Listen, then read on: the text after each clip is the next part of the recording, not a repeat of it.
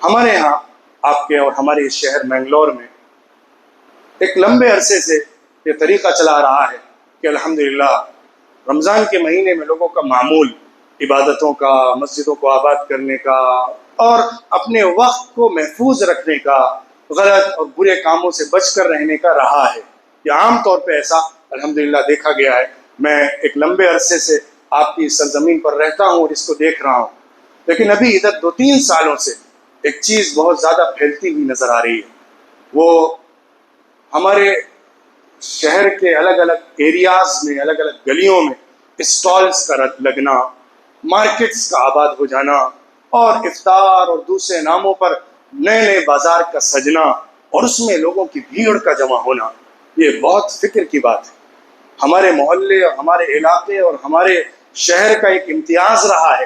کہ وہاں پر لوگ خاص عبادتوں میں رمضان کے مہینے کو گزارا کرتے ہیں۔ اب ایک بڑی تعداد ہے جو نظر آتی ہے کہ اس طرح کے مشغلوں میں رات و دن گزار رہے ہیں۔ میں نے ابھی ذکر کیا تھا آپ کے سامنے، افطار سے پہلے کا وقت بہت قیمتی وقت ہے، بہت مبارک وقت ہے، اللہ سے بہت زیادہ قریب ہونے کا وقت ہے۔ اگر اس وقت کو لوگ بازاروں میں گزاریں گے، جو بازار اللہ کے رسول صلی اللہ علیہ وسلم نے فرمایا سب سے زیادہ زمین پر ناپسند جگہیں اگر اللہ کے نزدیک کوئی ہیں تو وہ بازار ہے،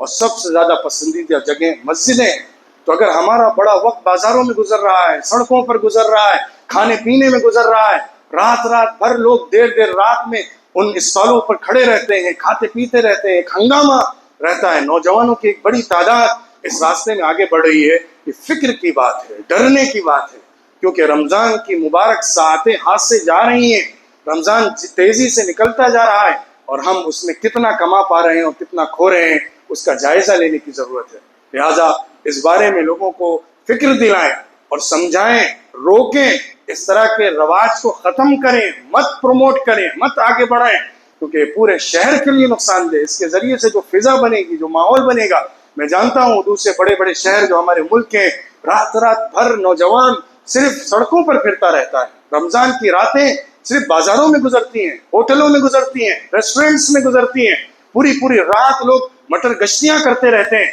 اور رمضان کی سب سے بڑی محرومی یہ ہے کہ انسان اس کی راتوں کو ضائع کر دے۔ رمضان کا ایک قیمتی اثاثہ راتیں، اس کے قیام پر اللہ کی طرف سے مغفرت کا وعدہ کیا گیا ہے۔ لہذا ضرورت کے لیے بازار جایا جائے، ضرورت کا سامان حاصل کر کے لایا جائے، لیکن وقت ضائع کرنا، ویسٹ کرنا،